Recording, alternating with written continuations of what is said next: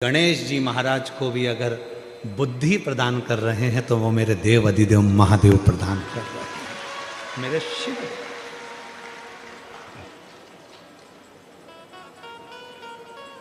मेरी जीजियों, मेरे जीजाओं, मेरी बेटियों, बेटाओं, मेरी बुजुर्ग माँ बाप, याद रखना, शंकर जी के मंदिर में अगर तुम्हारा बच्चा बाल्य अवस्था से एक लोटा जल लेकर शंकर जी के मंदिर में जल चढ़ाने जा रहा है, तुम्हारे बच्चे में अगर विवेक भी नहीं है, बुद्धि भी नहीं है, तो एक ना एक दिन जल चढ़ाते चढ़ाते मेरे शंकर भगवान उसको इतना विवेकी, इतना बुद्धि वाला बना देंगे कि वो दुनिया में आगे बढ़ता चलेगा।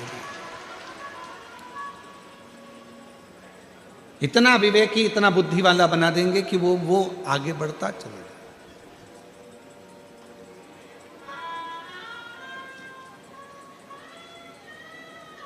इतना विवेकी, इतना बुद्धि। अब आपको क्या सिखाना है अपने घर के बच्चों को कि तुम जाओ शंकर जी के मंदिर में एक लोटा जल चढ़ाओ, शिव जी के मंदिर में जाओ एक लोटा जल चढ़ाओ। क्यों? क्योंकि हमारे बच्चे को विवेकवान अगर बनाना है तो शिव की शरणागति बहुत जरूरी है। कितना सुंदर कहा, एक बार माता सरस्वती भी अपने स्वरों को भूल गई थी। एक बार माता सरस्वती ने भी अपने स्वर छोड़ दिए थे, स्वर भूल गई थी। श्री शैलम पर पहुंची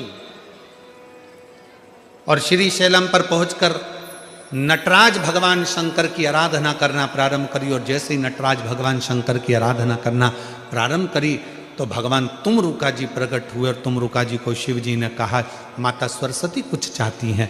तुमरुका जी ने कहा, उनके स्वर उनको चाहिए, उनका गायन उनको चाहिए, उनका नृत्य उनको चाहिए, उनका संगीत उनको चाहिए। तब भगवान शंकर ने माता वीणा वादनी जी को भी, माँ बागेश्वरी को भी, माँ सुंदर वीणा वादनी को भी, माँ सरस्वती को भी मेरे शंकर भगवान ने स्वर प्रदान कर दिए थे। ऐसे मेरे देव अधिदेव महादेव हैं, ऐसे मेरे भगवान शंकर हैं, जो सरस्वती को भी स्वर प्रदान कर देते हैं, जो गणेश जी को बुद्धि प्रदान कर देते हैं, जो गणेश जी को रिद्धि सिद्धि प्रदान कर देते हैं, और दुनिया का सुख देने के लिए गणेश जी को शुभ लाभ दे देते हैं, अमोद प्रमोद दे देते हैं, और दुनिया को शीतलता देने के लिए संतोष रूपी धन संतोषी भी प्रदान कर देते हैं। वो शिव। एक प्रसंग और मिलता है बुद्धि का। शिव महापुराण में एक प्रसंग बुद्धि का और मिलता है, बड़ा सुंदर प्रसंग है। एक संत ने, जो शंकर जी की आराधना करने वाले थे, साधना करने वाले थे, ऐसे एक संत ने संकल्प ले लिया था, 1 वर्ष तक झूठ नहीं बोलूंगा, सत्य पर चलूंगा।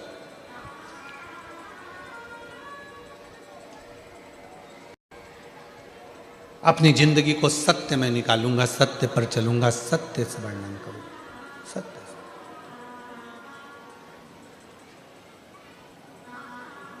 और तपस्वी संत बैठ गए तब साधना करने के लिए, साधना में डूब गए तपस्वी से।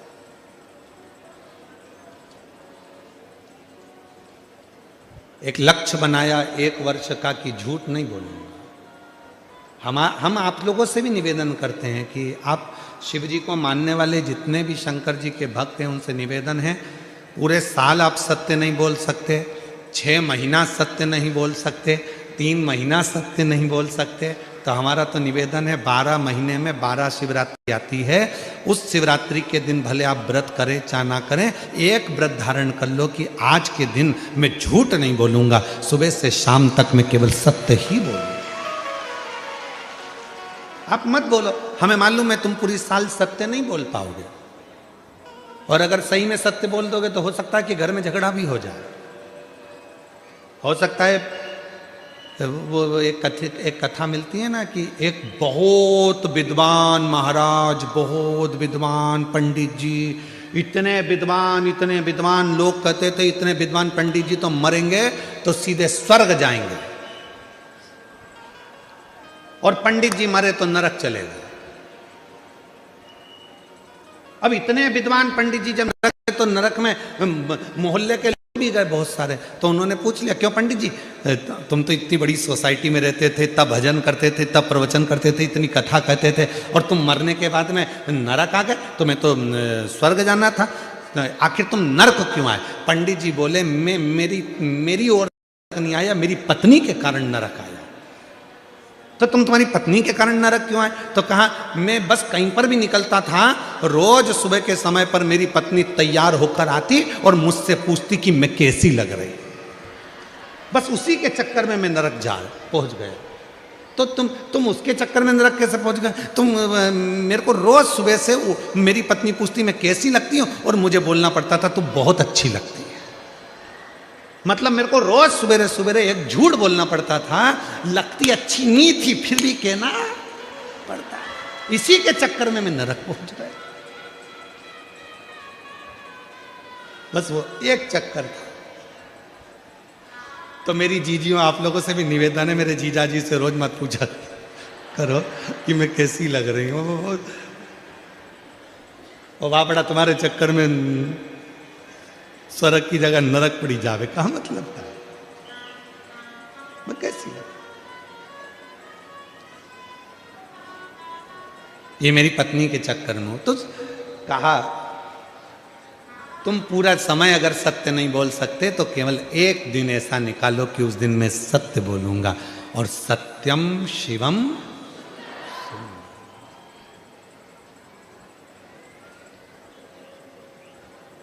सत्यम शिवम, सत्य आया, शिव आया, शिव आया तो जीवन अपने आप सुंदर अपने आप हो गया।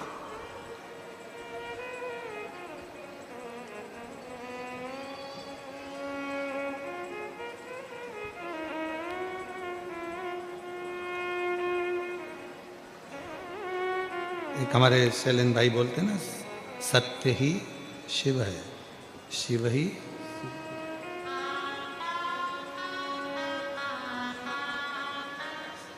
सत्यम शिवम सुंदरम, सत्यम शिवम सुंदरम। ईश्वर सत्य है, सत्य ही शिव है, शिव ही सुंदर है। सत्यम शिवम सुंदरम, सत्यम शिवम सुंदरम। सत्य ही शिव का एक प्रतिबिंब स्वरूप। ईश्वर सत्य है, सत्य ही शिव है, शिव ही सुंदर है। सत्यम शिवम सुंदरम, सत्यम शिवम सुंदरम। यही सत्य को एक संत ने अपने अंदर ये बात उतार ली कि 1 साल तक मैं सत्य बोलूंगा, झूठ नहीं बोलूंगा। एक वन में बैठकर तपस्या करने के लिए वो संत बैठ गए। कसाई के हाथ से गाय छूट गई और वो गाय भागी वन में। संत बैठे थे, कसाई दौड़कर पहुंचा, संत से पूछा, क्यों बाबा, यहां से गाय निकली थी, तुमने देखी? अब संत चक्कर में पड़ गए। अगर बोल दूं कि गाय देखी है तो कसाई गाय को पकड़ेगा और काट देगा तो गौ हत्या माथे चढ़ जाएगी, और अगर झूठ बोलता हूं तो मेरा साल भर का व्रत बेकार हो जाता। अगर झूठ बोलता हूं तो मेरा वर्ष भर का व्रत बेकार हो जाता।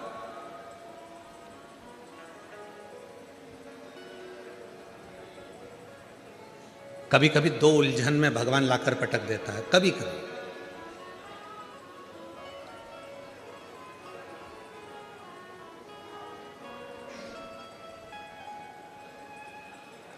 और वो 2 उलझन में परमात्मा ने लाकर छोड़ दिया सत्य के साथ। कसाई पूछ रहा है, बाबा जल्दी बताओ मेरी गाय देखी क्या? अगर बता दूंगा तो गाय कट जाएगी, गौहत्या माथे चढ़ जाएगी, और अगर नहीं बताऊंगा, झूठ बोल दूंगा तो ये लगेगा कि मैंने 1 साल का नियम लिया था, मेरा सत्य चलेगा। अब ऐसी उलझन में करूं क्या? तो जो संत शिव की साधना करने बैठे था, उस संत ने कहा, हे भोले बाबा, मुझ में बुद्धि नहीं है, विवेक नहीं है। जैसे आपने गणेश जी को बुद्धि का देवता बनाया, आज थोड़ी देर के लिए मुझे बुद्धि प्रदान करो, जिससे मेरा मार्ग प्रशस्त हो सके और मेरा सत्य भी रह जाए और गौ माता भी रह जाए और ये जीवन भी श्रेष्ठ बन जाए। ऐसी मेरी बुद्धि कर दीजिए। और जिस समय पर आप उलझन में फंसे, जिस समय पर आपका विवेक काम ना करे, जिस समय आपको लगे कि मैं बहुत बड़ी उलझन में फंस गया हूं, अब मेरे पास में निर्णय नहीं हो पा रहा, उस समय पर थोड़ी देर शंकर भगवान के मंदिर में जाकर बैठना, और अगर मंदिर ना जा सको तो अपने घर में बैठना और श्री शिवाय नमस्तुभ्यम का उच्चारण करना, नमः शिवाय का उच्चारण करना, ओम नाद करना और ओम नमः शिवाय का उच्चारण करना। थोड़ी देर गहरी सांस लेकर ओम नमः शिवाय का उच्चारण करना। जब प्रारंभ करेंगे, नेत्र बंद रहेंगे, भुकुटी तनी रहेगी, उस समय पर शिव स्वयं तुम्हारी बुद्धि में आकर विराजमान हो जाएगा। स्वयं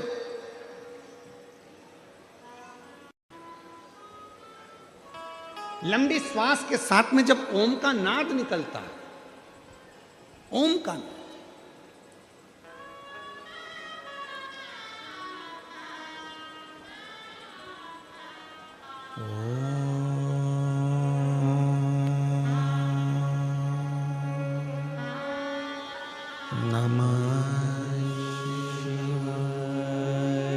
जितने भी बैठे हैं सावधान मुद्रा में बैठकर 5 बार ओम का लंबा स्वर और नमः शिवाय का स्मरण कर कर देखिएगा।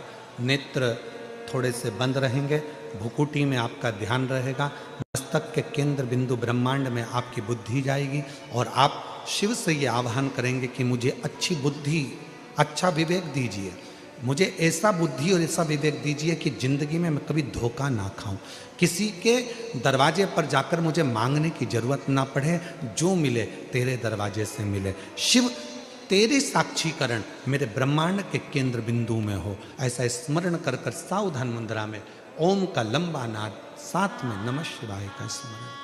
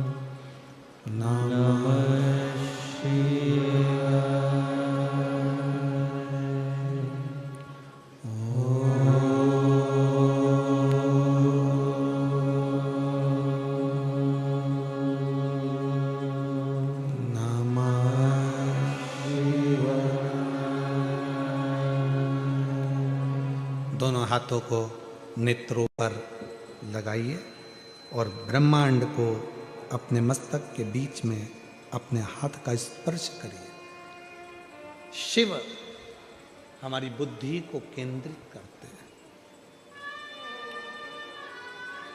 आपको कुछ देर के लिए ऐसा लगेगा जैसे कोई बिंदु मेरे सिर के अंदर घुस रहा है, प्रवेश कर रहा है, कोई बिंदु मेरे भीतर आ रहा है।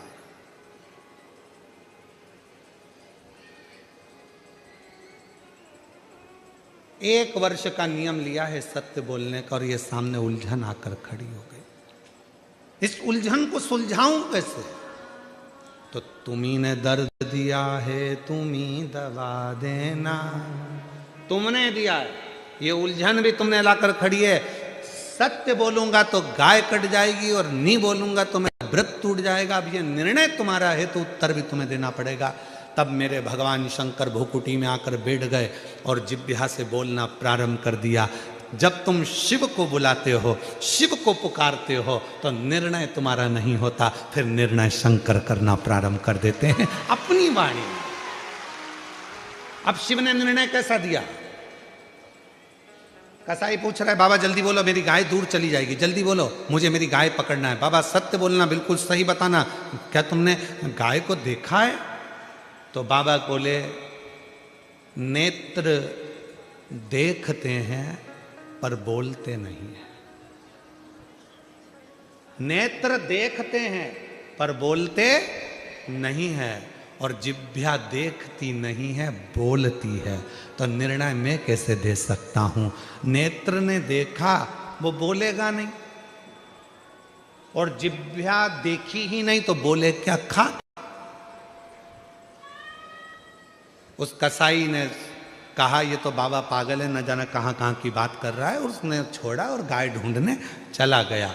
संत ने हाथ जोड़कर बाबा से कहा, धन्यवाद निर्णय देने के लिए, बहुत सुंदर निर्णय आपने दे दिया। नेत्र देखा है पर बोलता नहीं है।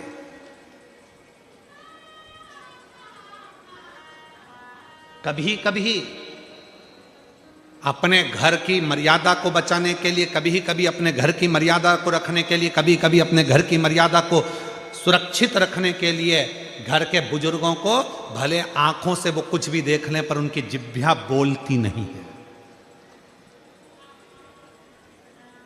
बोलती नहीं है। बहू पूछती है, क्या मम्मी, मैंने सुना है कि ये आपके जो बेटे हैं ये ऐसे हैं, ये गलत काम करते हैं, ये ऐसे। माँ ने भले देखा हो पर कभी कभी माँ उन दृष्टि के उत्तर को भी चुप रहकर मौनता में रख लेती है। परिवार ना टूट जाए, घर ना टूट जाए, परिवार ना छूट जाए, संबंध ना खराब हो जाए, इसलिए कभी कभी नेत्र भले देखे हों पर नेत्र बोलते नहीं है, और जिह्वा देखती नहीं है, बोलती है। ये जिह्वा।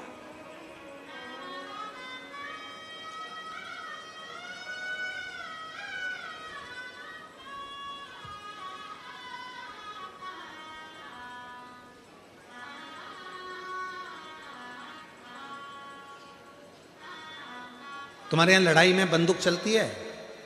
अरे उत्तर तो दो। डंडे चलते हैं, तलवार चलती है। अरे जब बड़े बड़े दंगे होते हैं, लड़ाई होती है, विवाद होते हैं, तो बोल दो तो सही। जूता चलता है, चप्पल चलती है, घूसे चलते हैं। अरे बोलो तो जम के। डंडे चलते हैं, तलवार चलती है, बंदूक चलती है। बंदूक कब चलती है? तलवार कब चलती है? डंडे कब चलते? छोटू भाई बहुत अच्छा प्रसंग है, स्मरण करिएगा। डंडे चलते हैं, तलवार चलती है, जूता चलता है, चप्पल चलती है, और घूसे चलते हैं। ये सब बाद में चलते हैं, सबसे पहले जीवान चलती है। अगर ये जीवान नहीं चले तो तलवार भी नहीं चले, घूसा भी नहीं चले, जूते भी नहीं चले, चप्पल भी नहीं चले, बंदूक भी नहीं चले, और तलवार भी नहीं चले। अगर ये जीवान नहीं चले तो सबसे पहले चलती है जीवान, और जीवान चलती है तब जीवान की लड़ाई इतनी बढ़ जाती है कि आखिरी में तलवार चलती है, फिर बंदूक चलती है, फिर फरसे चलते हैं, जूता चलता है, चप्पल चलता है, घूसे चलते हैं। कब चलते हैं? जब जीवान चलती है। इसलिए निवेदन है, ये सब अपने जगह पर रखे कि रखे रहेंगे, एक भी नहीं चलेगा अगर तुम्हारी जीवान ना चले तो। जीवान को कंट्रोल में रखो, जीवान कंट्रोल। जिह्वा कंट्रोल में होगी तो किसी की सामर्थ्यता नहीं है कि कहीं का जूता उठा के चला दे, चलाए वाला।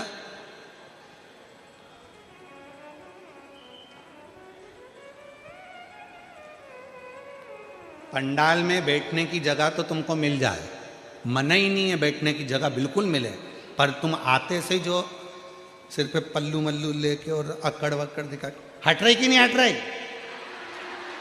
मैं तो यहीं बैठूंगी, जा। और सिर पे पल्लू लेके झगड़ा कर ले, उसका सामान उठाया वहां पटक दिया, उसने वहां उठाया वहां पटक दिया, और जगह बनाकर बैठने की तैयारी करी। जीवान चली थी सबसे पहले, हट रही कि नहीं हट रही?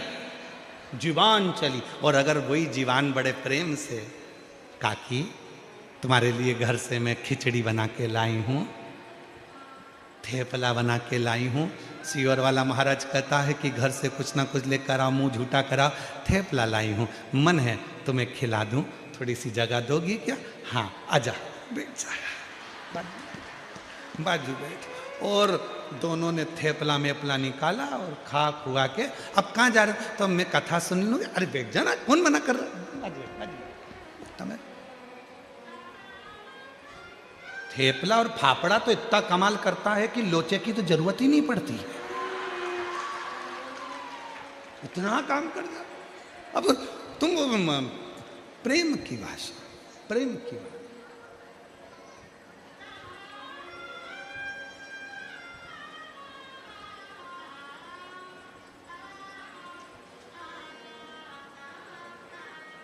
अगर मीठी वाणी है तो सब कुछ मिल सकता, जिह्वा ना चले सब कुछ प्राप्त हो सकता। प्रेम की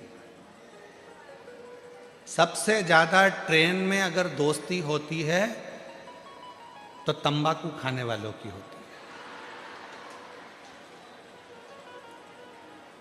काहे मिश्रा जी, ठीक बोले हैं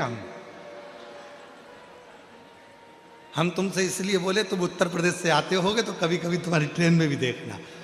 सबसे अच्छी दोस्ती अगर होती है सेंगर जी, तो तंबाकू खाने वालों की दोस्ती बड़ी अच्छी होती है। बहुत लड़ाई झगड़ा, बहुत, जगह नहीं मिल रही, ये नहीं मिल रही, वो नहीं मिल रही, खूब लड़ाई झगड़ा, और इतनी देर में लड़ाई झगड़ा करा, जगह नी भी दे रहा है, नी भी दे रहा है, नी भी दे रहा है, और जो खड़ा हुआ व्यक्ति है ना, वो धीरे से जेब में से निकाल ले और मल ले। फिर जो साइड में बैठा है, आओ भाई साहब, आओ इधर बैठो, ला थोड़ी सी देना जरा, और उनने भी ली, उनने भी मला, मलते मलते फिर पूछ लिया, क्यों, कहाँ जा रहे? कहीं नहीं है, सूरत जा रहे। अच्छा, सूरत में कहाँ रहते हो? सुमानी जी कहाँ रहते? सूरत में कहाँ रहते हो? तो कहा ये जगह। अब ठीक है, अच्छा वहाँ वहीं तो मैं रहता हूँ। अच्छा, दुकान है अपनी तो काय की? उड़ाने की। तो क्या मेरी भी उड़ाने की? तो तुम्हारी क्या? क्या मेरी पतंग उड़ाने की है? और तुम्हारी क्या अफवाह उड़ाने की? फालतू की चीज मैं ही उड़ाता हूं। किसकी लड़की भागी, किसके लड़के ने शादी करी, कौन गलत जगह गया, ये सब उड़ाने का काम मेरा ही है। अच्छा ठीक है। उसने कहा नहीं, हमारी तो मकर संक्रांति पे खूब उड़ती है, तो क्या हम तो हर रोज उड़ा देते हैं। तो और दोनों ने मिल मुला के खाया। इतनी पहचान बढ़ गई, इतनी पहचान बढ़ गई कि दोनों सूरत में मिले तो एक साथ बैठ के सीवर वाला महाराज की कथा सुनी, एक साथ, इतनी पहचान।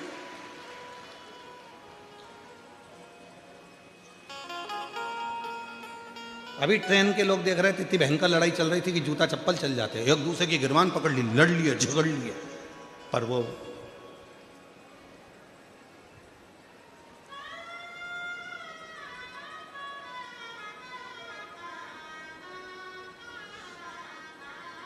रखा।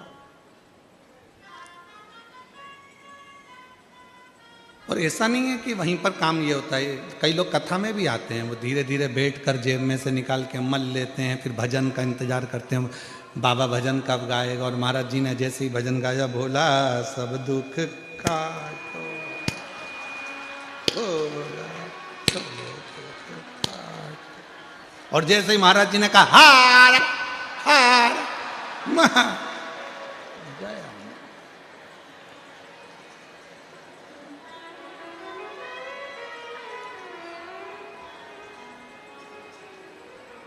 इतनी समझदार। अरे तेरी कृपा का क्या है भरोसा, किस पर हो जरा सी हम कर दो, जरा सी हम कर दो। जिस पर भी हो गई तेरी कृपा करुणा वो भव पार हुआ, भव पार हुआ। पापी हो जाए कितना उसका भी बाबा उद्धार हुआ, उद्धार हुआ। गिद्ध अजामिल गणिका जैसे तेरे मन को भाए जरा सी हम पर कर दो, जरा सी हम पर कर ये उसकी कृपा है। तो निर्णय कौन देगा? शिव। बुद्धि कौन देगा? शिव। चरण उसने दिए हैं तो पथ कौन देगा? शिव। पेट उसने दिया है तो भोजन कौन देगा? शिव। नेत्र उसने दिया है तो एक बार दर्शन कौन देगा? तो वो शिव देगा, कभी ना कभी देगा। विश्वास प्रबल, विश्वास। और विश्वासी तो शिव है। एक पत्र अच्छा है, देखिए। विश्वास शिव है, पत्र देखिए।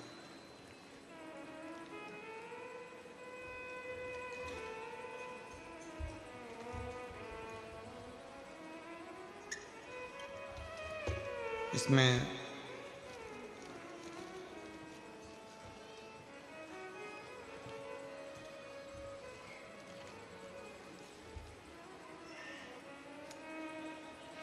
नाम नहीं लिखा, इसलिए इस पत्र को हम नहीं पढ़ रहे हैं। उसमें नाम ही नहीं है किसका है।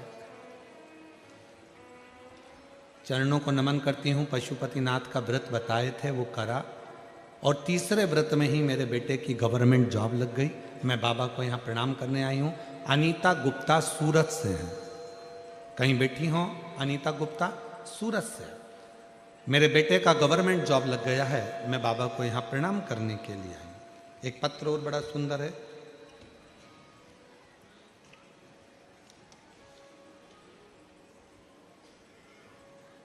योगिता मनोज गुरु, आपसे विनम्र निवेदन चाहती हूँ। हम मूल रूप से महाराष्ट्र के निवासी हैं, परंतु वर्तमान में सूरत के निवासी हैं।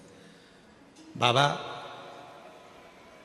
कई वर्षों से संतान नहीं थी, दवाइयाँ ली, सारे उपचार कराए, गोदी भरवाई, पर संतान का सुख नहीं आया। कहीं बैठी हो योगिता मनोज गुरु, तो आ सकती हैं बेलपत्र लेने के लिए, और बच्चे आए हों तो उनको भी ला सकते हैं। कई वर्षों तक संतान का सुख नहीं हुआ, तब आपके अनुसार हमने सीहोर के कंकर शंकर मंगवाकर प्रतिदिन उसका पूजन किया, जल का सेवन किया, पशुपतिनाथ का व्रत किया, उपवास रखा, आपके तुमरुका जी नाम स्मरण करते हुए सफ़ेद आंकड़े की जड़ शंकर जी के मंदिर में जाकर बांधी। इन सभी उपायों को हमने पूरे वर्ष तक निरंतर श्रद्धा नियम के साथ किया, और बाबा ने ऐसी कृपा कर दी कि 22 जुलाई 2024 को शिव की कृपा से मेरे घर में जुड़वा 2 पुत्रों ने जन्म लिया। पहले पुत्र का नाम हमने रुद्र रखा है, दूसरे पुत्र का नाम हमने रोशन रखा है। दोनों का हम फोटो लगा रहे हैं। ये शिव की कृपा से, बाबा की कृपा से हमें प्राप्त हुए हैं। जो कई वर्षों के बाद जब हम कई वर्ष निकल गए, संतान का सुख नहीं हुआ था, तब शिव की कृपा से ये संतान का सुख प्राप्त हुआ। अर्थात विश्वास, भरोसा, दृढ़ता, ये आपके भीतर होना चाहिए।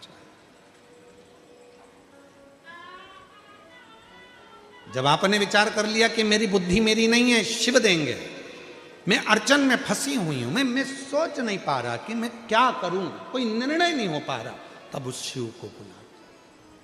श्री शिवाय नमस्तुभ्यं, श्री शिवाय नमस्तुभ्यं, श्री शिवाय नमस्तुभ्यं, श्री शिवाय नमस्तुभ्यं, श्री शिवाय नमस्तुभ्यं, श्री शिवाय नमस्तुभ्यं। अंतम निर्णय देगा तो शिव देगा।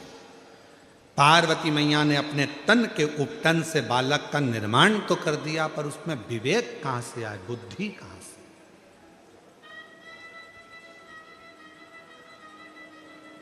शिव कथा कह रही है,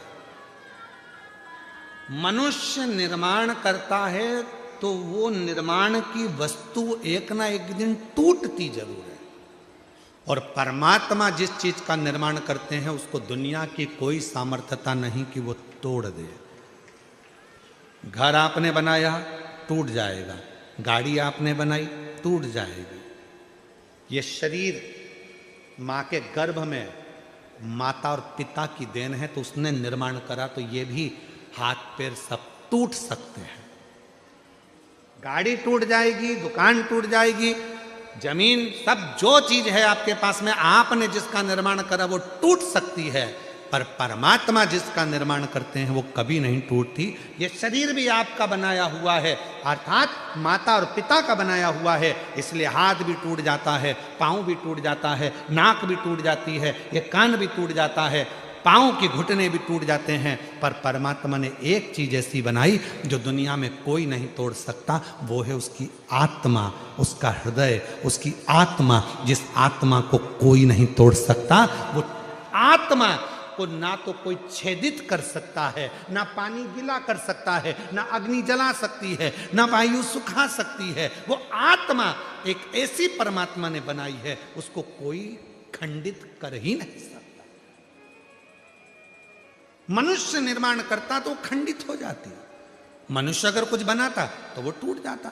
मनुष्य ने अगर कुछ बनाया है तो वो टूटेगा ही, निश्चित है। कोई ने अगर सामान बनाया है तो टूटेगा, घड़ी बनाई तो टूटेगी, झूमर बनाया टूटेगा, बंगला बनाया टूटेगा, सब टूटने वाली सामग्री। मनुष्य जो बनाता है वो एक ना एक दिन, 100 साल में, 50 साल में, 25 साल में, 200 साल में, 400 साल में, 500 साल में टूटेगा जरूर, पर जो परमात्मा ने बनाया वो कभी जिंदगी में नहीं टूटता, वो अजर और अमर है, और इसलिए आत्मा अजर और अमर मानी गई है। ये कभी नहीं टूटती, कभी नहीं।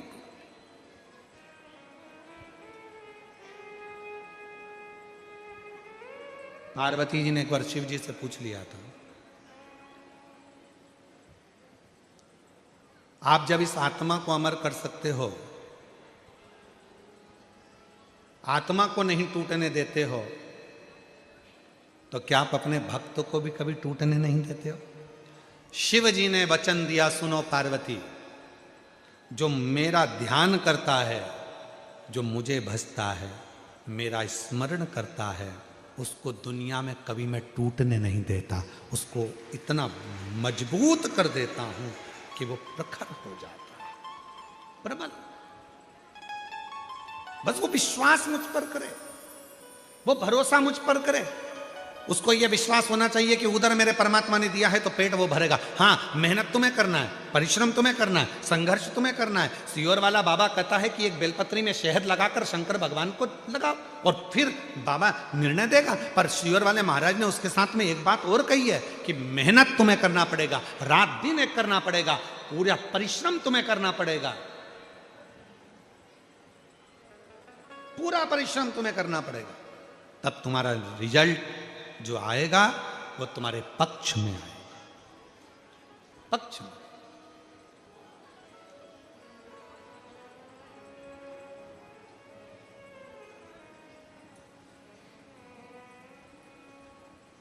मेहनत तुम करो, परिश्रम तुम करो। कई लोग कह देते हैं हमारा ये काम नहीं चल रहा, हमारी फैक्ट्री नहीं चल रही, हमारी दुकान नहीं चल रही, ऐसा लग रहा है किसी ने हमारी फैक्ट्री पे टोना कर दिया, ऐसा लग रहा है किसी ने टोटका कर दिया, ऐसा लग रहा है हमारी दुकान को किसी ने बांध दिया, ऐसा लग रहा है कि हमारे ऊपर किसी ने काला जादू कर दिया, किसी ने ऐसा कर दिया। शिव महापुराण की कथा कहती है मेरा भोले बाबा शमशान का निवासी है, और शंकर भगवान को यदि तुम एक लोटा जल चढ़ाकर उसका जल लाकर अपनी दुकान फैक्ट्री घर में छीट रहे हो तो किसी की सामर्थ्यता नहीं कि तुम्हारे घर पर या तुम्हारी दुकान पर कोई टोना हो जाए, कि टोटका हो जाए, कि कोई तुम्हारे यहां काला जादू करे। किसी की सामर्थ्यता नहीं है कि कोई तुम्हारे ऊपर जादू करे, कि टोना करे, कि टोटका करे। ये भ्रम हमारा, ये भ्रांति हमारे भीतर।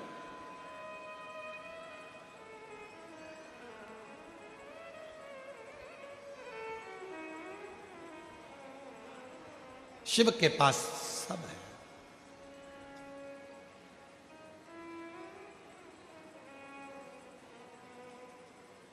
हमारे निखिलेश जी बड़ा सुंदर एक भाव कहते हैं महाराज, भूत प्रेत नित कर चाकरी, भूत प्रेत नित करे चाकरी, सबका यहाँ गुजारा। भूत प्रेत नित करे चाकरी, सबका यहाँ गुजारा। और बम बम भोलानाथ है हमारा तुम्हारा, तुम्हारा हमारा। बम बम भोलानाथ है तुम्हारा हमारा, हमारा तुम्हारा। बम बम भोलानाथ है हमारा तुम्हारा, तुम्हारा हमारा। बम बम भोलानाथ है हमारा तुम्हारा, तुम्हारा हमारा। भूत प्रेत नित करे चाकरी, सबका यहाँ गुजारा। भूत प्रेत नित करे चाकरी, सबका यहाँ गुजारा। ओ बम बम भोलानाथ है हमारा तुम्हारा, तुम्हारा हमारा। बम बम भोलानाथ है हमारा तुम्हारा, तुम्हारा हमारा।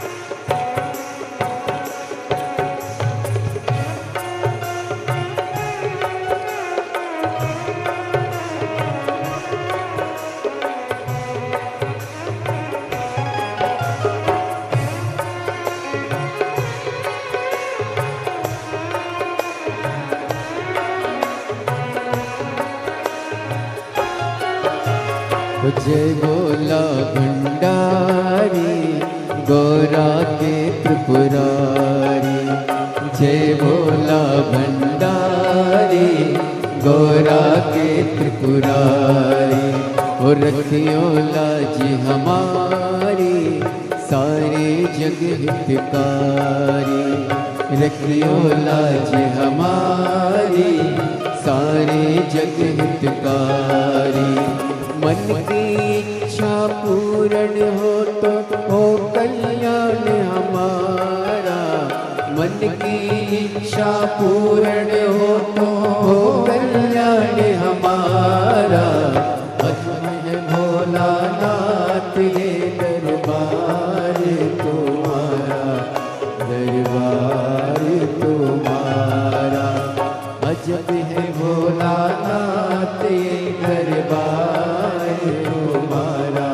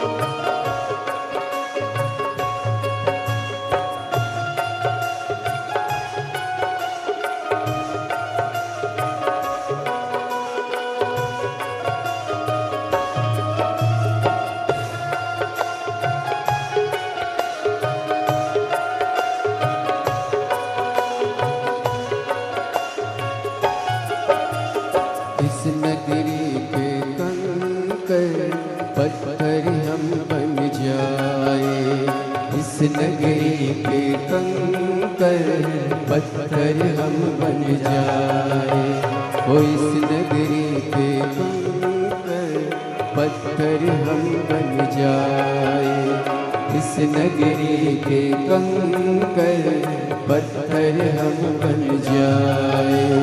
भक्ति हमारे ऊपर चढ़कर मंदिर जाए, भक्ति हमारे ऊपर चढ़कर मंदिर जाए।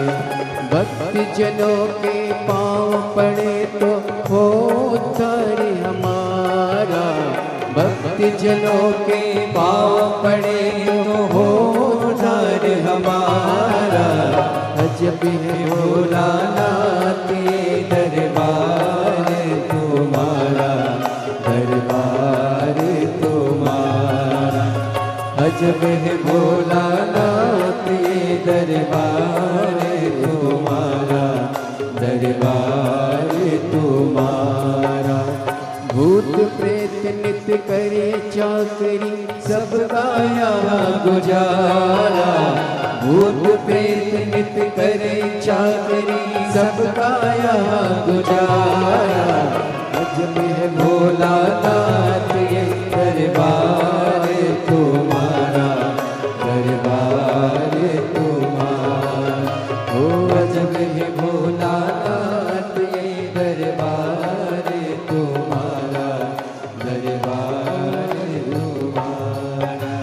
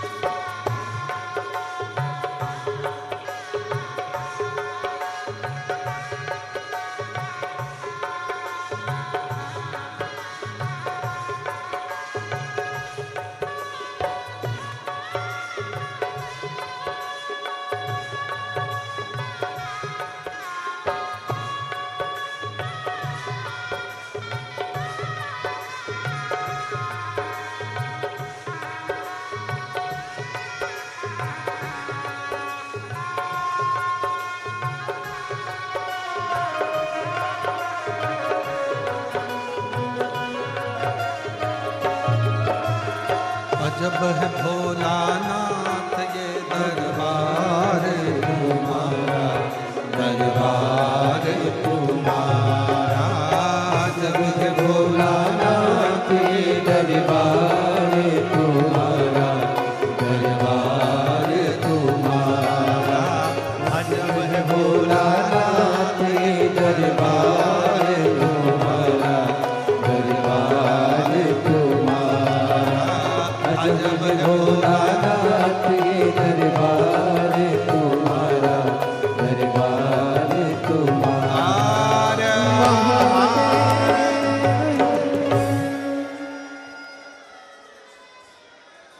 अपने स्थान पर बैठकर भगवान देवाधिदेव महादेव को अपने मन का भाव कहें, दिल से प्रार्थना करें, विनय करें, निवेदन करें। जहाँ जगह मिले वहाँ बैठकर बाबा को अपने मन का भाव कहें। आज कथा का पंचम दिवस है। 2 दिन की कथा हो रही है, कल और परसों। कल कथा का 6ठा दिन रहेगा और 6ठा दिन मतलब जम के बोलो शिवरात्रि। शिव महापुराण में जो कथा का 6ठा दिन रहता है, 5 दिन की कथा में चौथा दिन जो रहता है, 3 दिन की कथा में जो दूसरा दिन रहता है, ये शिवरात्रि के रूप में रहता है।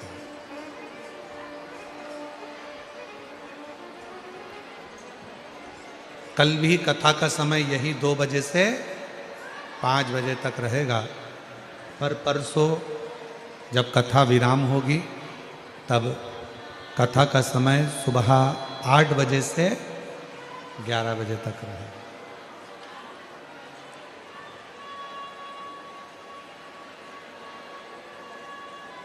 इसलिए शिव भक्त कल कथा में आते हैं, रात रुकते हैं, बाबा का भजन करते हैं, स्मरण करते हैं, कीर्तन करते हैं, मंत्र जाप करते हैं और दूसरे दिन सुबह 8 बजे से 11 बजे तक कथा श्रवण कर कर फिर अपने गंतव्य की ओर जाते हैं। ये कथा परसों 10 तारीख तक चलेगी। एक लड़के को भेजकर उसको सुनवाए। परसों 10 तारीख तक कथा चलेगी, फिर 16 तारीख से 22 तारीख तक शिव महापुराण की कथा बड़ौदा गुजरात में रहेगी। 1 बजे से 4 बजे तक कथा का समय रहेगा। उसके बाद में कथा 27 तारीख से 31 जनवरी तक सतुआ बाबा शिविर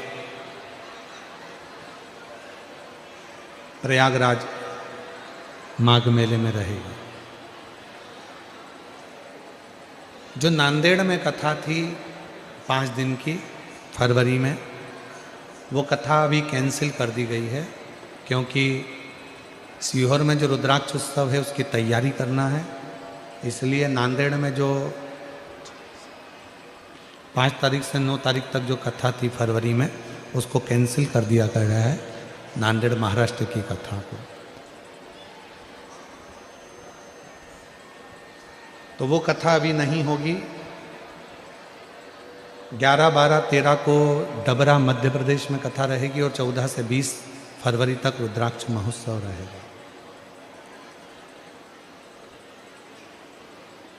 बाबा को अपने मन का भाव कहेंगे, दिल से प्रार्थना करेंगे, हृदय से बाबा को विनय करेंगे। जिसको जहाँ जगह मिल जाए वहाँ बैठकर दिल से बाबा को प्रार्थना करिए, निवेदन करिए।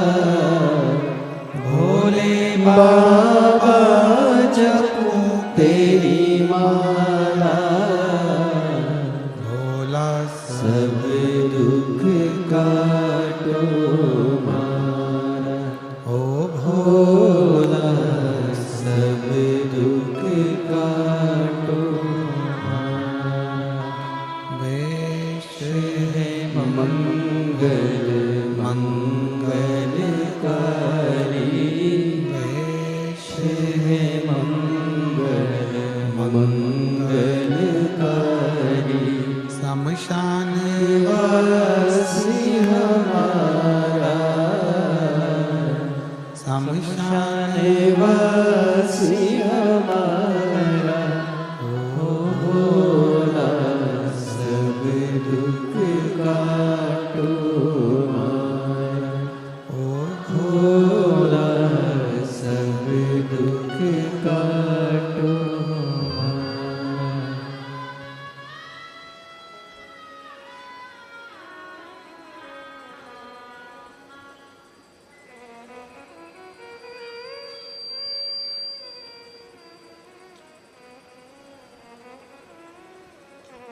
बाबा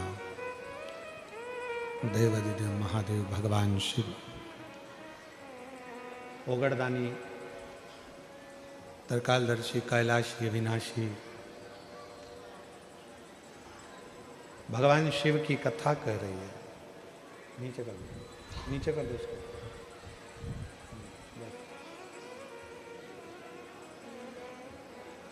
भगवान शंकर का पवित्र चरित्र कह रहा है।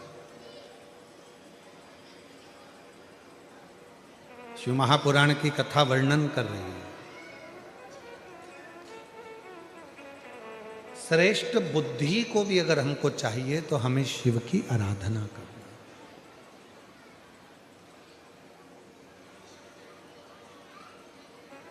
श्रेष्ठ बुद्धि,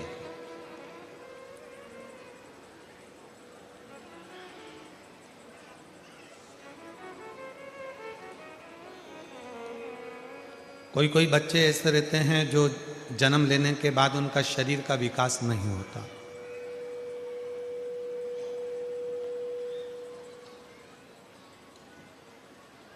मुख में से राल टपकती रहती है, पलंग पर सोए रहते हैं, हिलते नहीं, शरीर उनका काम नहीं करता, उसको गोदी में रखना पड़ता है, ले जाना लाना पड़ता है।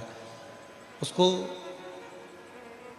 अपनी इंद्रियों का भी ध्यान नहीं रहता कि उसको वॉशरूम आई है, कि उसको कुछ खाना है या पीना है या कुछ, उसको सुध नहीं।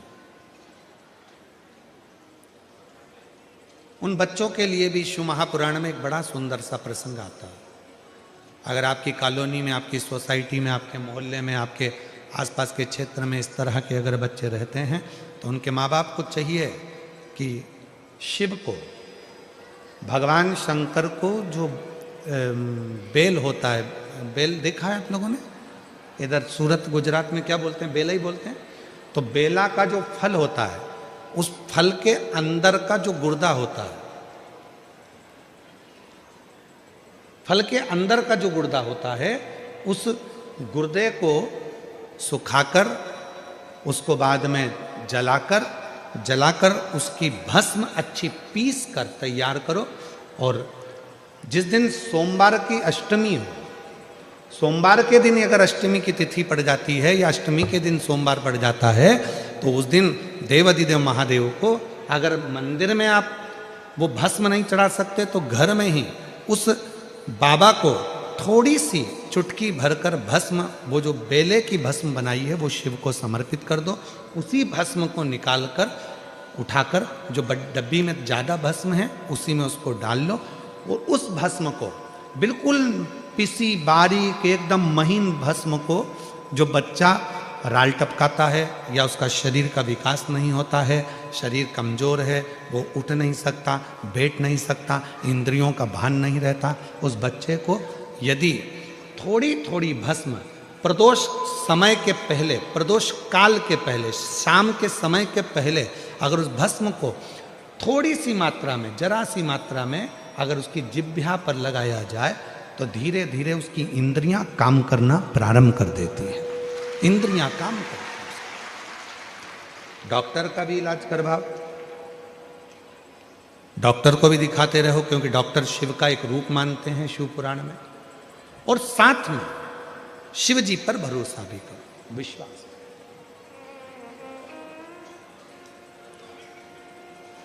तो पार्वती जी ने जिस उपटन से भगवान शंकर के सम्मुख में जो पुतला तैयार करा था, वो शंकर भगवान के सामने प्रस्तुत किया।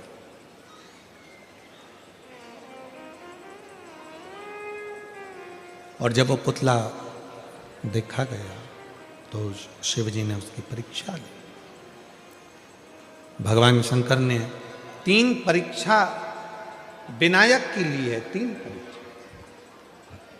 और आप सबके सम्मुख में है कि लोग कहते हैं भगवान शंकर ने उनके ही पुत्र का शीश काट दिया, उनके ही बेटे का सिर काट दिया, उनके ही बेटे का सिर काट दिया। सिर काटा नहीं है, भगवान शंकर ने जो मस्तिष्क था, जो बुद्धि थी, जो विवेक था, वो श्रेष्ठ नहीं है। इसलिए शिवजी ने उनको शीश काटना मतलब बुद्धि को हटा देना। जो गलत बुद्धि है, गलत विचार है, गलत सोच है, गलत दृष्टि है, उसको हटाकर श्रेष्ठ बुद्धि का निर्माण कर देना और बुद्धि के देवता भगवान श्री गणेश जी को प्रकट कर देना, ये मेरे शंकर भगवान ने कहा, ये मेरे शिव जी ने कहा, ये मेरे ओघड़दानी मेरे भगवान देवादिदेव महादेव भगवान शंकर ने किया, ये शिव ने। अच्छा, हनुमान चालीसा में एक लाइन आती है, आप लोग पढ़ते होंगे, अष्ट सिद्धि, बोलते जाओ, अष्ट सिद्धि नवनिधि के असबर दीन जानकी, राम रसायन तुमरे पासा सदा रहो रघुपति के। एक लाइन आई है, अष्ट सिद्धि नवनिधि के दाता। मतलब हनुमान जी महाराज को ये लाइन क्यों लिखी तुलसी बाबा ने? लिखने का केवल एक कारण था, क्योंकि शंकर भगवान के अंश अवतार श्री हनुमान जी महाराज।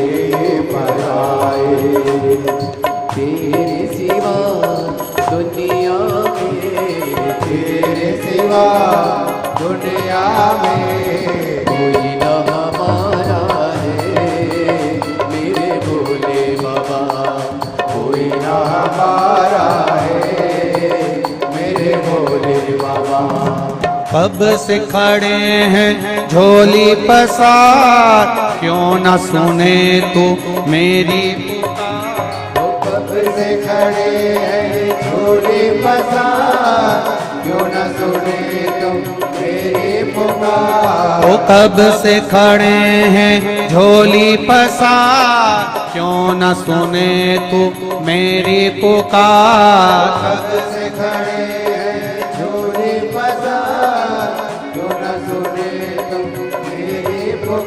मुझे तेरा ही सहारा है मेरे भोले बाबा, मुझे तेरा ही सहारा है मेरे भोले बाबा, मुझे तेरा ही सहारा है मेरे भोले बाबा, मुझे तेरा ही सहारा। रुद्राक्ष महोत्सव शिव महापुराण कथा का द्वितीय दिवस आज है।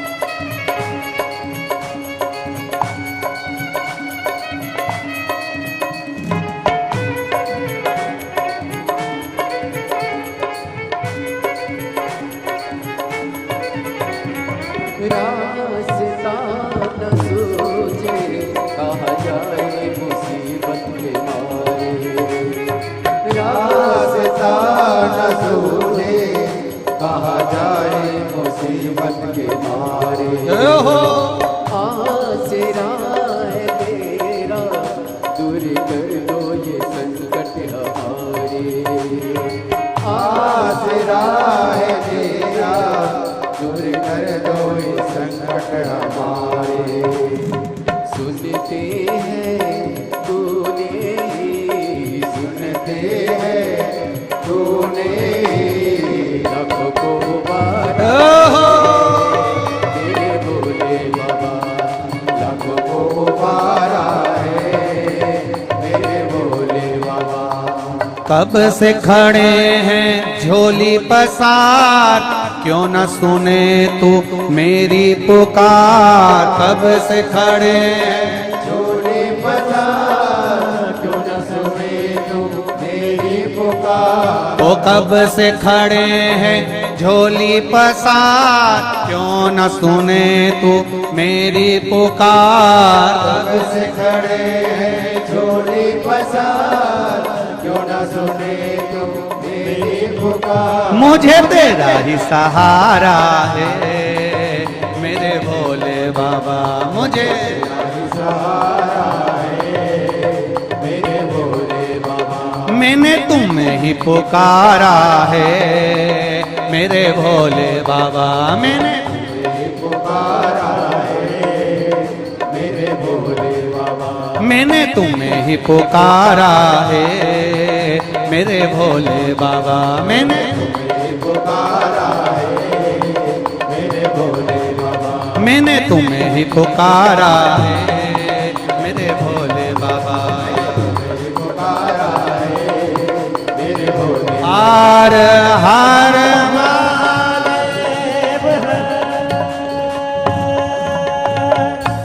शिव कथा कह रही है। अपने स्थान पर बैठकर भगवान, आज शिवरात्रि का दिन है, बड़े भाव से आनंद से अपने स्थान पर बैठकर दिल से बाबा से प्रार्थना करें, भाव से बाबा से विनय करें कि बाबा जीवन में जितने भी दुख हैं, तकलीफ है, कष्ट है, उसको आपको काटना है। मेरे शंभु तेरे सहारे हो। भाव से अपनी जगह बैठकर दिल से हृदय से बाबा से प्रार्थना करिए।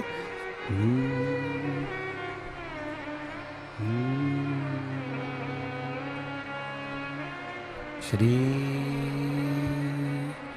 शिवाय नमस्तु, श्री शिवाय नमस्तु, श्री शिवाय नमस्तु, श्री शिवाय नमस्तु, श्री शिवाय नमस्तु। भोला सब दुख काटो, ओ भोला सब दुख काटो। शिव शंकर जपो तेरी माला, भोले बाबा जपो तेरी माला। भोला सब दुख काटो मारा, ओ भोला सब दुख काटो मारा। वेश है मंगल मंगलकारी, वेश है मंगल मंगलकारी। शमशान वासी हमारा, शमशान वासी हमारा। भोला सब दुख काटो मारा, ओ भोला सब दुख काटो मारा। भगवान शिव की कथा करें। पार्वती, अभी तुमने देखा कि सत्यारथ चले गया, अभी तुमने देखा कि उसकी धर्मपत्नी चली गई, अभी तुमने देखा कि उसका सारा वैभव चले गया। अब तुम पूछ रही हो कि शंकर भगवान को जल चढ़ाने का फल क्या है। अब मैं वो फल का दर्शन तुम्हें करा रहा हूं। और पार्वती अब तुम रुको। इतने में माता पार्वती के सामने भगवान शंकर ने एक भिक्षुक का रूप धारण कर लिया, एक भिखारी का, एक भिक्षुक का रूप धारण करा। और भिक्षुक बनकर मेरा देव अधिदेव महादेव, भिक्षुक बनकर मेरा शंकर, भिक्षुक बनकर मेरा देव अधिदेव महादेव उस नदी के घाट पर पहुंच गए जहां पर राजा की धर्म पत्नी ने अपने बच्चे को जन्म दिया था। उस घाट पर पहुंचे। अब देखिएगा जरा एक लोटा जल का महत्व, इसलिए कहते हैं सारी समस्या का हल, सारी समस्या का हल एक लोटा जल का महत्व। देखिए धर्म पत्नी ने बच्चे को जन्म दिया था, उस बच्चे को भगवान शंकर भिक्षुक बनकर, एक भिखारी का, एक भिक्षुक का रूप धारण कर कर उस बच्चे को गोदी में उठा लिए। एक नारी दूसरे घाट पर कपड़े धो रही थी, शिवजी उस बच्चे को लेकर उस नारी के पास पहुंच गए। अब एक लोटे जल का महत्व देख लीजिए।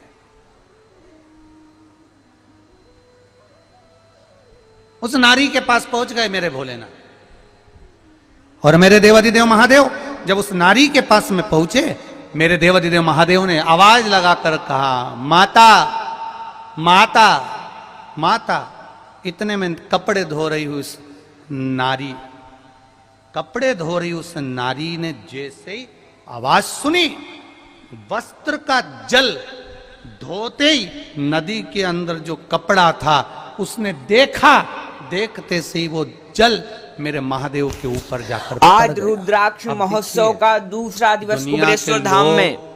कई लोग पूछते हैं गुरुजी,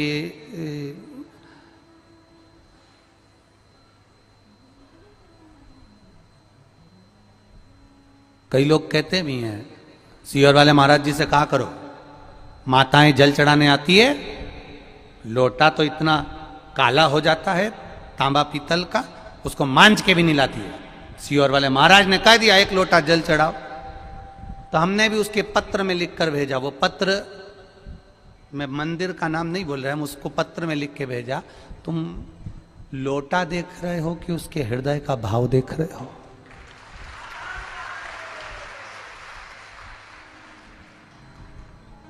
कई कई ऐसी होती है जो 24 घंटा घिसती है, 24 घंटा।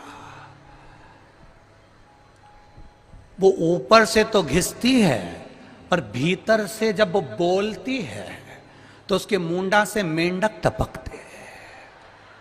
अब घिसने से क्या होता है? बोलो री जी हाँ, ईमानदारी से तो बोलो री, सही है कि गलत है? अब लोटा इतना घिसा, इतना घिसा, इतना घिसा, और मालूम पड़े अंदर जो जल है वही गंदा भर कर ले गई, तो क्या मतलब का? इसलिए लोटा मत देखो, ये देखो कि महादेव के दरवाजे से खाली तो नहीं लोटा, बस इतना देखो। लोटा देख रहे हो,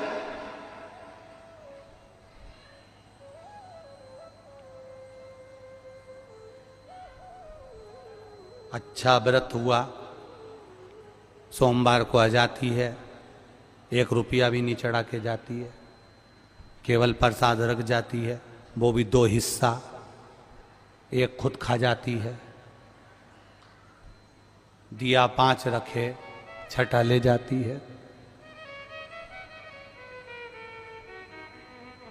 ये पशुपति व्रत है, जिस व्रत को दुनिया के लोगों ने शिव महापुराण में छुपा कर रख दिया था।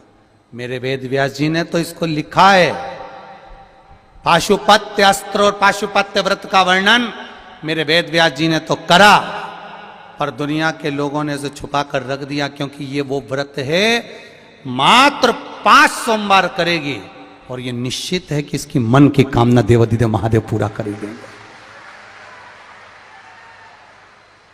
करा लोगों ने, पूरी दुनिया के लोग, और यही नहीं अमेरिका तक में दुनिया के लोग इस व्रत को कर रहे हैं, पशुपति व्रत को। और मेरा विश्वास कहता है यहां जितने लोग बैठे हो ना, तुमने भी एक आध बार तो करा है, और महादेव ने तुम्हारी सुनी जरूर, जिसके लिए तुमने करा ये पक्का है, बिल्कुल सुनी, उसने करा और सुना। गुरुर्ब्रह्मा गुरुर्विष्णु गुरुर्देवो महेश्वरा गुरुर्साक्षात् परब्रह्म तस्मै श्री गुरवे नमः। श्री सतगुरु स्वामी रे दुख दूर करो, दूर करो दुख मेरा, ओ मेरे सतगुरु स्वामी रे।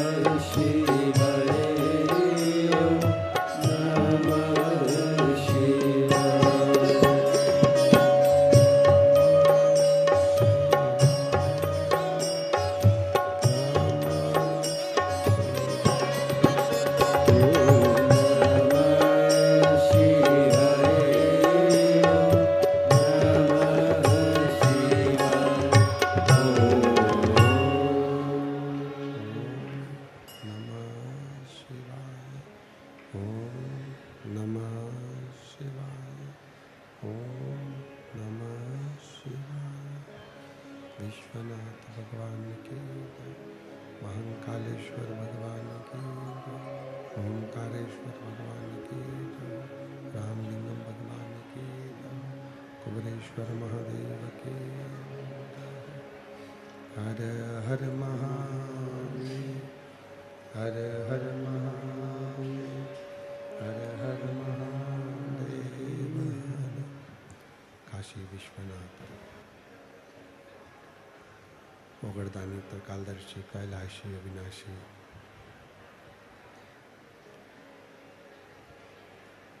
भगवान शिव, जिनकी पुनीत पावन पवित्र शिव महापुराण की कथा, भगवान देवादिदेव महादेव भगवान शिव की पवित्र पावन भूमि शिरूर घोड़ नदी पुणे महाराष्ट्र की इस पवित्र पावन धरा पर भगवान शिव की पवित्र पावन कथा श्रवण करने का सौभाग्य बाबा देवादिदेव महादेव की कृपा से, उनकी करुणा से प्राप्त हुआ है। पावन शिव महापुराण की कथा को आप और हमको लाभान्वित किया और ये पवित्र कथा सुनने का अवसर हमको प्रदान किया। ये पवित्र पावन शिव महापुराण की कथा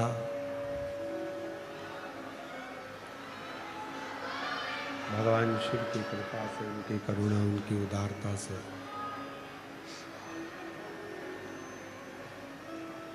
प्रवेश कर रही है। फागुन का ये पवित्र अवसर, जिसमें संपूर्ण विश्व रंगों में डूबता है। बसंत अपना रंग दिखाती है,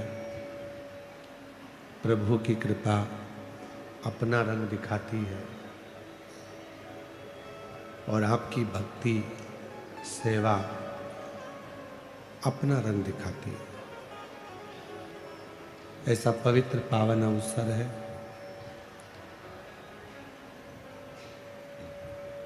आज पूरा देश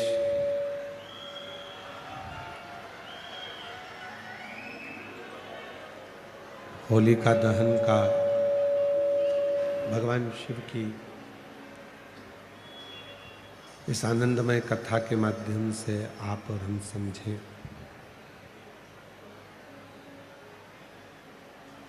श्री प्रहलाद जी महाराज की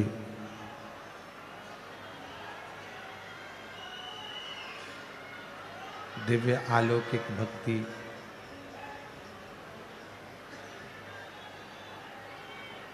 प्रहलाद जी महाराज की भगवान नारायण के प्रति जो अविरल भक्ति है। प्रेशर बढ़ा दो, बस प्रेशर बढ़ाओ, प्रेशर सब दूर का प्रेशर बढ़ा दीजिए। प्रहलाद जी की अविरल भक्ति और वो भक्ति का प्रताप, वो भक्ति का फल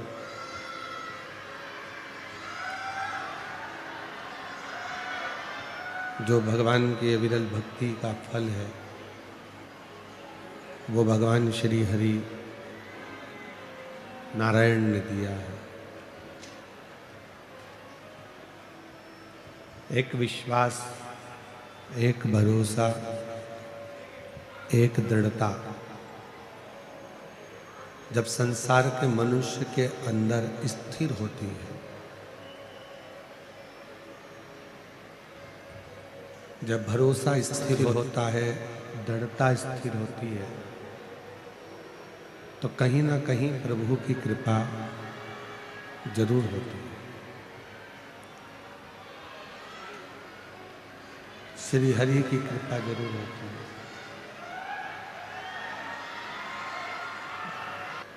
भगवान नारायण की कृपा जब हम एक दृढ़ता, एक भरोसा और एक दृढ़ विश्वास के साथ में रहते हैं, तो कहीं ना कहीं प्रभु की कृपा, भगवान की कृपा होती जरूर है। भरोसा टूट जाता है, वो कहीं ना कहीं अपने मन को स्थिर करने की जगह यहाँ वहाँ भटकाता है, और वो मन स्थिर नहीं रह पाता। उसको लगता है कि मैंने परमात्मा का इतना भजन किया, मैंने भगवान की इतनी भक्ति करी, इतना स्मरण किया, उसके बाद भी भगवान मेरी सुनता क्यों नहीं? भगवान मुझे कुछ देता क्यों नहीं? पर शिव कृपा कहती है, भगवान शंकर की कथा कहती है कि जब भक्ति पूर्ण और पूर्ण विश्वास के साथ में आगे बढ़ती है। कल हमारे यजमान परिवार श्री प्रकाश जी की सुपुत्री सोसाक्षी रोहित जी मेहता, हम जब प्रसाद खा रहे थे तो एक प्रश्न कर रही थी, क्या कभी आपको शिव जी का साक्षीकरण हुआ? अब प्रश्न भी साक्षी कर रही है,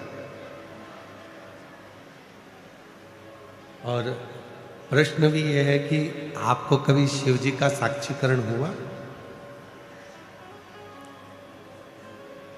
तो हम अपना प्रसाद पाने में लगे हुए थे, उत्तर नहीं दिया।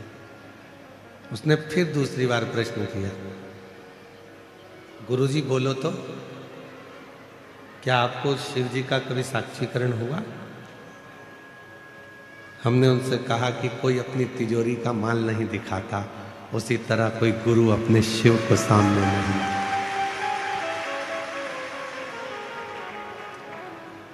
उसके बाद वो एकदम चुप हो गई। उसको मालूम कि अपनी भक्ति, अपना भजन, जिस मंत्र को आप जप रहे हो, जिसको आप स्मरण कर रहे हो, जिसको खूब प्रेम करते हो, उसको कभी उजागर मत होने दो। जब आपका प्यार, जब आपका प्रेम उजागर हो जाता है तो दुश्मन बढ़ जाते हैं, लोग दूरियां करने लगते हैं। जब तक वो छुपा हुआ है ना, तब तक आप प्रेम की पराकाष्ठा तक पहुंच सकते हो। उसी तरह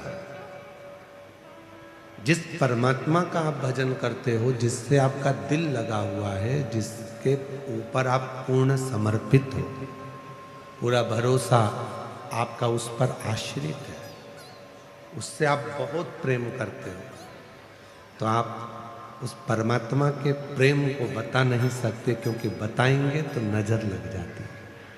उसके प्रति समर्पण।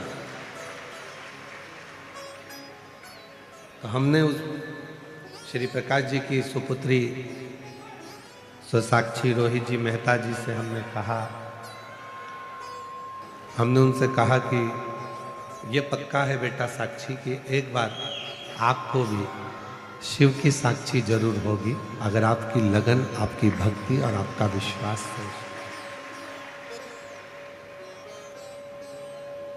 भरोसा दूसरे पर करोगे तो वो टूट सकता है, पर भरोसा यदि देवाधिदेव महादेव पर करा है तो वो जिंदगी में कभी नहीं टूटने वाला है, वो कभी नहीं। आप किसके प्रति समर्पित हुए हो? उस परमात्मा के प्रति।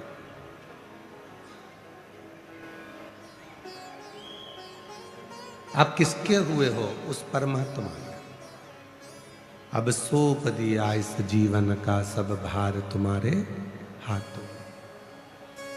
जीवन का सारा सुख, जीवन का सारा दुख, जीवन का सारा संपूर्ण क्लेश, संपूर्ण विवाद, संपूर्ण टेंशन उस परमात्मा के चरणों में छोड़।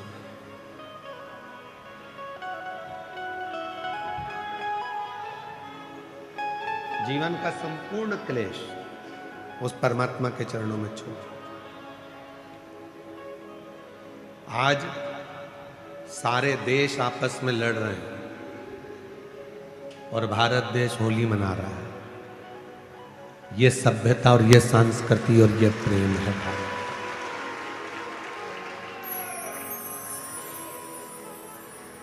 हमारा भारत, हमारा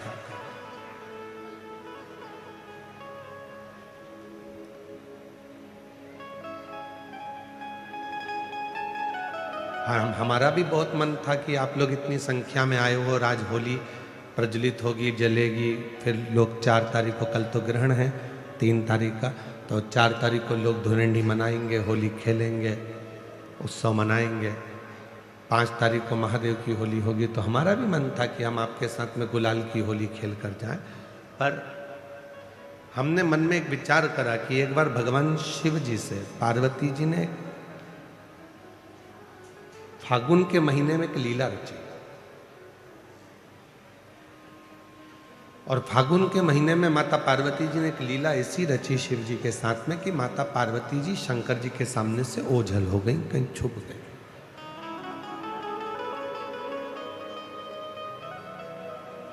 शिव जी पार्वती जी को फूलों में ढूंढ रहे थे, कलियों में ढूंढ रहे थे, फूलों की उस गंध में, उस खुशबू में ढूंढ रहे थे।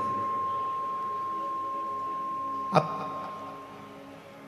शिव जी पार्वती जी को फूलों में ढूंढ रहे हैं और थोड़े समय के बाद भगवान शंकर भी छुप गए। तो पार्वती जी उन्हें शिव जी के चरण की जो रज है, कंकर है, जो रज है, जो धूल है, उसमें शिव को ढूंढ रही हैं, और जो भभूत है, भस्म है, उसमें शिव को ढूंढ रही हैं। इधर से फूल फेंके जा रहे थे, उधर से भगवान के चरण की धूल फेंकी जा रही थी। जब दोनों का मिलन हुआ तो देवाधिदेव महादेव और पार्वती के मिलन पर नंदी जी ने हाथ जोड़कर निवेदन करा कि ऐसी होली हमने जगत में नहीं देखी कि प्रभु के चरण की रज जब उड़ाई जाती है, लगाई जाती है, तो उससे सुंदर कोई रंग नहीं हो सकता।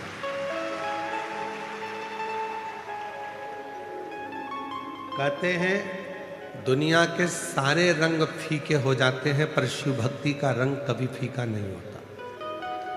शिव के चरणों का रंग, तो हम तो इतना कहेंगे कि आप जाते जाते इस कथा पंडाल की मिट्टी कोई एक दूसरे को लगा लोगे तो समझ लेना कि आपकी होली, आपका फागुन रंगमय हो गया, आनंदमय हो गया। और चंदन है इस देश की माटी, तपोभूमि हर ग्राम है, हर बाला देवी की प्रतिमा, बच्चा बच्चा राम है। जिसके सैनिक समर भूमि पर गाया करते गीता है, उसी माटी के हल्के नीचे खेली करती सीता है। ये चंदन है माटी, उस चंदन को ही अपने मस्तक पर चढ़ा लिया, अपने जीवन पर उतार लिया तो सुख है।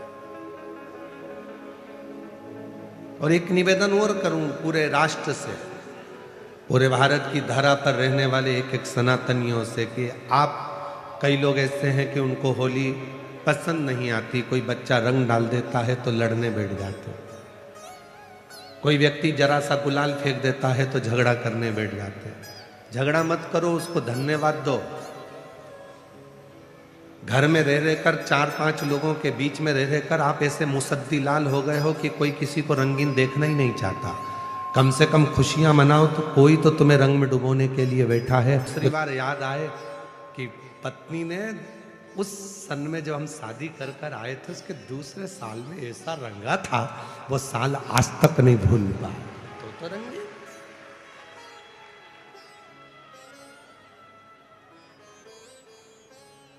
धोबिया धोए चाहे सारी उम्र, लक्ष्मण भरत शत्रुघ्न हनुमत मेरी चूनर में, सरयू जैसी लहरा पाड़े ऐसी रंगो गुरुदेव, चुनर मेरी ऐसी रंगो गुरुदेव, चुनर मेरी ऐसी रंगो गुरुदेव। गंगा यमुना सरयू कावेरी मंदाकिनी चूनर में, गंगा यमुना सरयू कावेरी मंदाकिनी मेरी चूनर में। गुरु जो रंगे, शिव जो रंगे, फिर वो रंग कभी ना छू, कभी ना छू। कोई बच्चा आया तुम्हारे ऊपर रंग डाल गया, खुश होना है, उससे लड़ना नहीं, उसके माँ बाप के पास झगड़ा करने मत जाना। कोई ने थोड़ा गुलाल डाल दिया तो झगड़ा करने मत जाओ, कोई तो बैठा है तुम्हें रंगीन करने के लिए। नहीं तो 24 घंटे हर पल हर घड़ी तो वैसे भी तुम्हारी जिंदगी ऐसी हो गई है बेरंग सी, बस घर से निकलते हो